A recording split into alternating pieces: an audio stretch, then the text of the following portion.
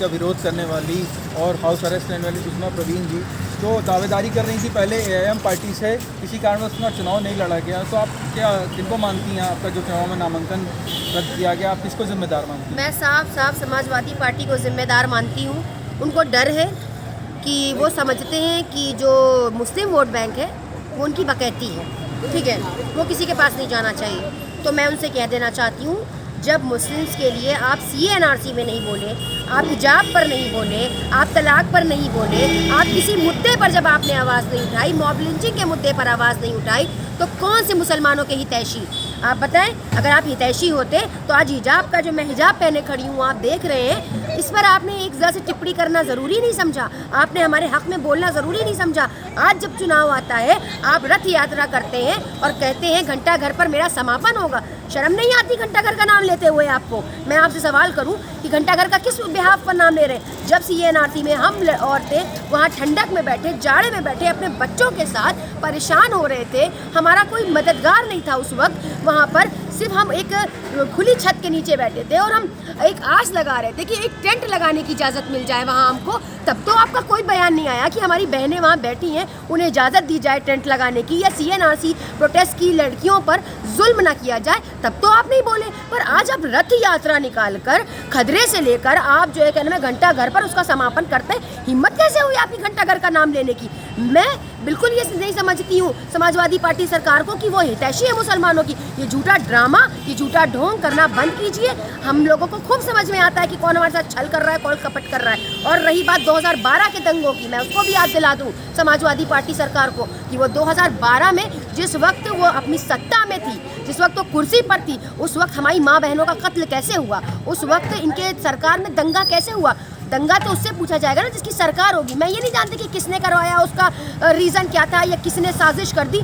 साजिश का मैं ये देखूंगी कि सरकार किसकी थी। जिसकी सरकार थी वही जिम्मेदार है। और तीसरी चीज़ मैं एक ये बता दूं, सुनील सिंह जी जैसे लोग उनकी पार्टी के अंदर आकर मौजूद हो गए जो कह रहे थे कि मुस्लिम औरतों को कब्र से निकालकर उनका बलात्कार करेंगे, तो आज उनकी पार्टी में वो लोग शामिल है। ये है मुस्लिम हितैषी। अरे कम से कम मुस्लिम हितैषी तो छोड़िए, आप महिलाओं का ही सम्मान करना सीख लीजिए। महिलाओं के विरोध में जो इतना बड़ा बयान देते हैं जो लोग, आप उन्हें अपनी पार्टी में शामिल करते हैं और हमारा ही वोट 22% लेकर आप सत्ता की कुर्सी पर बैठते हैं और उसकी मलाई चाटते हैं और हमें ही जलील और बेइज्जत कर कर अपनी पैर की जूती समझ कर रखते हैं।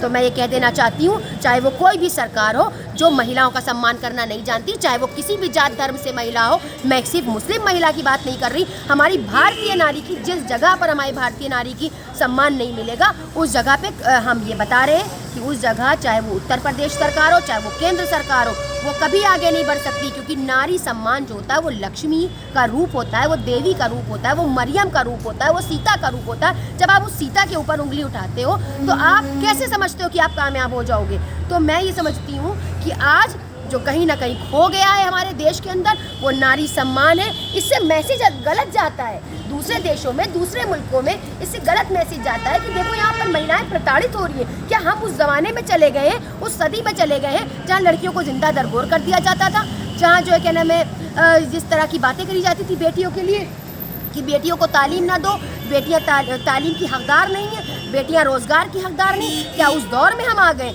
तो आज जो दौर है वो लड़कियों का दौर है, जहां लड़कियों को सम्मान मिलेगा, जहां लड़कियों को इज्जत मिलेगी, लड़कियां वहीं अपना काम करेंगी और वहीं मजबूती से रहेंगी। अच्छा, पहले एआईएम पार्टी से दावेदारी कर रही थी आप विधानसभा चुनाव लड़ने की, अब एआईएम पार्टी की जगह आप बसपा प्रत्याशी क्या कहते हैं कायम रजा जी के कैंपेनिंग कर रही हैं स्टार प्रचारक के तौर पर, उसमें क्या कहेंगी? देखिए, मैं सबसे पहले ये बता दूं आपको कि तो मैं अभी किसी पार्टी से नहीं हूँ, ठीक है। और जो लोग मेरे क्षेत्र में अच्छे लोग हैं और जो मुझे सही लग रहा है, मैंने बड़ा जुल्म देखा है अभी औरतों पर, महिलाओं पर। आप नहीं समझ सकते इस बात को क्योंकि मैं एक महिला हूँ और मैं बखूबी समझ रही हूँ। मैंने बड़े जुल्म देखे हैं, सपा सरकार हो चाहे भाजपा में हो, दोनों मैं ये कहती हूँ। लेकिन मैं एक चीज़ ये भी कहती हूँ, मैं मुस्लिम लड़की हूँ और मेरा ईमान और मेरा इस्लाम ये कहता है कि आप सच बोलिए।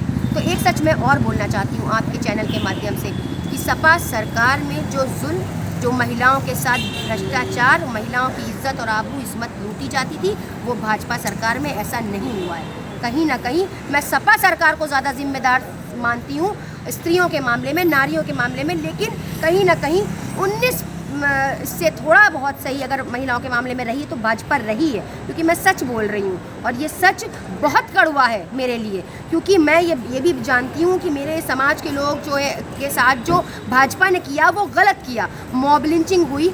इनको बिल्कुल बोलना चाहिए था हमारे लिए कि हमारे लोगों के साथ मॉब लिंचिंग हो रही, क्योंकि आप ये जिस भारत देश में रहते हैं आप ना तो इसको इस्लामिक बना सकते हैं ना इसको आप हिंदुत्व बना सकते हैं। ये गंगा जमनी तहजीब से बना देश है, तो इसे भाईचारे के हिसाब से रहने दें, इसे डाइवर्ट ना करें, इसे बांटे ना। तो आज हमारा काम बांटने का नहीं होना चाहिए, आज हमारा काम लोगों को जोड़ने का होना चाहिए। आज हम हिंदू मुस्लिम जुड़ कर रहेंगे तो हमारे देश में तरक्की होगी, हमारा लोगों का भविष्य उज्जवल होगा। आने वाली पीढ़ियां आपस में लड़ेंगी नहीं, आगे आने वाली पीढ़ियां देश का भविष्य सोचेंगी।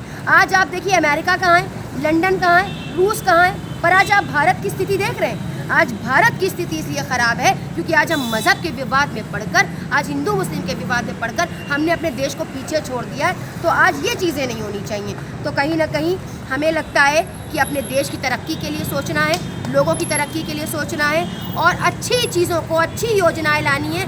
सरकार को मैं एक पैगाम देना चाहती हूँ, चाहे वो उत्तर प्रदेश की बीजेपी सरकार हो, चाहे वो समाजवादी पार्टी हो, चाहे और अन्य पार्टियाँ हो, मैं उन्हें यही संदेश देना चाहूँगी कि सबसे पहले जो सुरक्षा आपको लाना है वो नारी के लिए सुरक्षा लाना है, और दूसरी चीज़ जो आपको काम करना है वो युवाओं के रोज़गार पर। आज हमारा युवा दर दर की ठोकरें खा रहा है, इतनी बड़ी बड़ी डिग्रियां लेकर वो टहल रहा है, घूम रहा है, लेकिन कोई रोज़गार के नाम पर कोई बात नहीं करता, सुरक्षा के नाम पर कोई बात नहीं करता, स्वास्थ्य के नाम पर कोई बात नहीं करता। जब स्वास्थ्य के भी आप देख रहे, आपने कैसी कंडीशन थी, लॉकडाउन जब हुआ और कोरोना काल आया तो कितना ज़्यादा महामारी फैली हुई थी।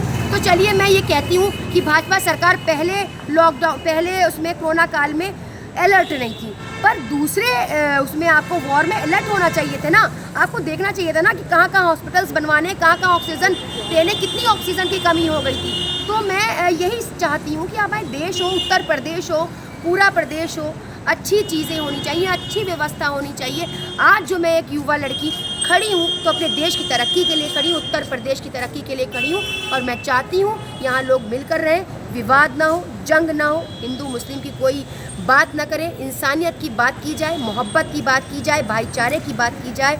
शुक्रिया, जय हिंद, जय भारत। अच्छा, आगामी विधानसभा को देखते हुए आपको क्या लग रहा है, किस पार्टी की सरकार बन रही है? जैसे आप कायम रजा का प्रचार कर रही हैं स्टार पे, तो आपको क्या लगता है कि बसपा की सरकार क्या वापस दोबारा से बनेगी? देखिए अभी तो हम कुछ बता नहीं सकते, लेकिन अच्छी चीज़ है कि एक महिला आएगी हमारे उत्तर प्रदेश में।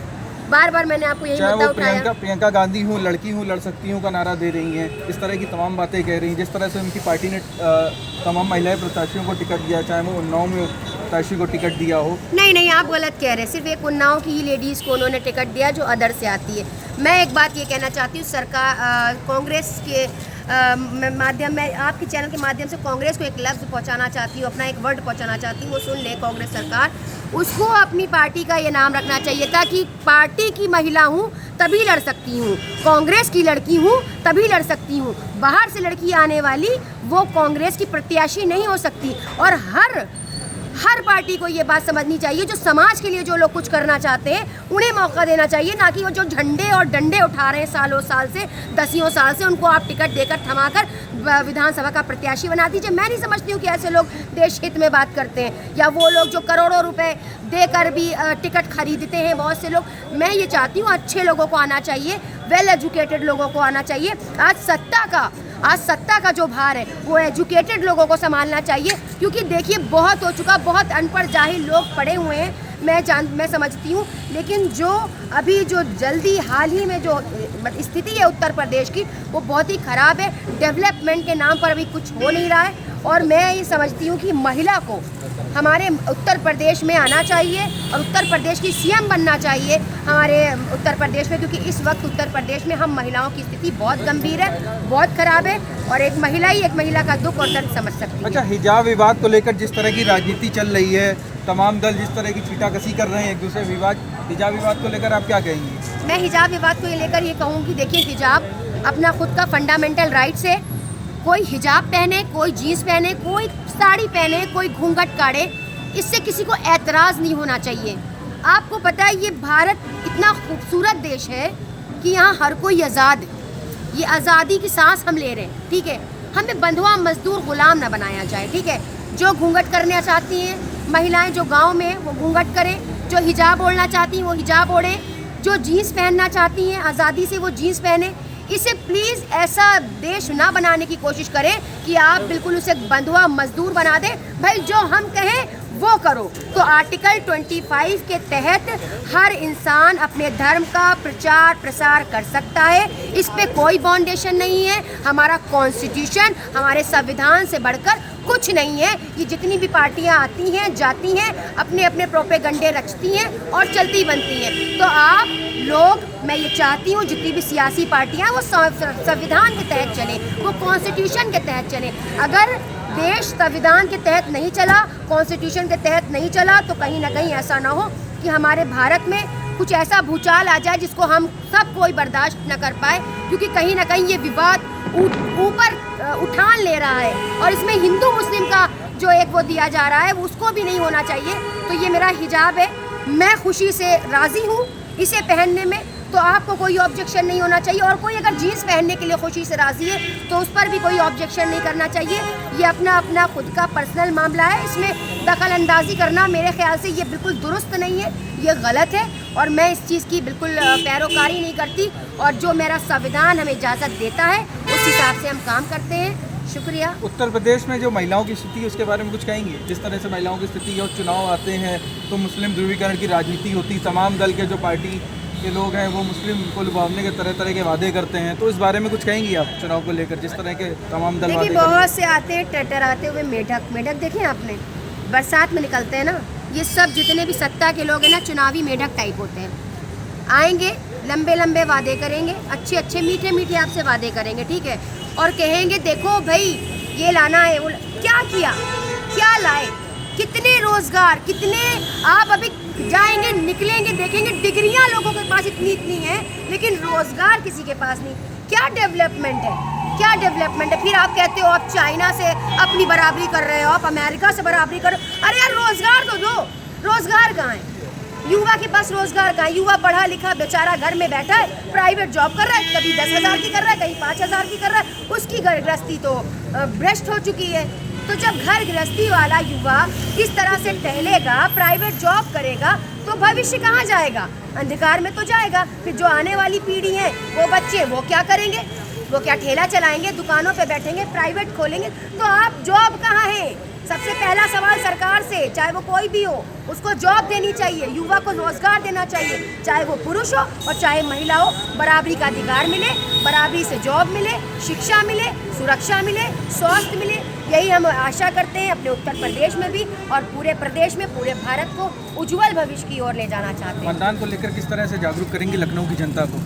देखिए हम इस तरह से जागरूक करेंगे कि जो आपने पिछला देखा है, उन पिछली सरकारों को देखते हुए जो बेहतर विकल्प आपको लगता है वो चुनिए और सबसे पहले जो चुनिए वो महिला सुरक्षा चुनिए। हमारी महिलाएं अगर रास्ते पर निकल रही हो, रोड पर निकल रही हो, चाहे वो किसी भी जात धर्म की महिला हो, वो सुरक्षित होनी चाहिए, वो सुरक्षित होनी चाहिए। अगर हमारे देश में महिला सुरक्षा को लेके काम नहीं किया जाएगा तो इससे बहुत बड़ी बड़ी घटनाएं सामने आएंगी और बड़ा ख़राब संदेश जाएगा दूसरे देशों में कि भारत में महिलाएं सुरक्षित नहीं हैं। तो मैं ये चाहती हूँ एक अच्छा संदेश उठे हमारे भारत से कि हमारे भारत में महिलाएं बड़ी ताकतवर हैं और बड़ी सुरक्षित हैं और बड़ा अच्छा हमारे भारत में महिलाओं को लेकर नीतियाँ बनाई जा रही हैं। बस मैं यही चाहती हूँ। शुक्रिया। जय हिंद, जय भारत।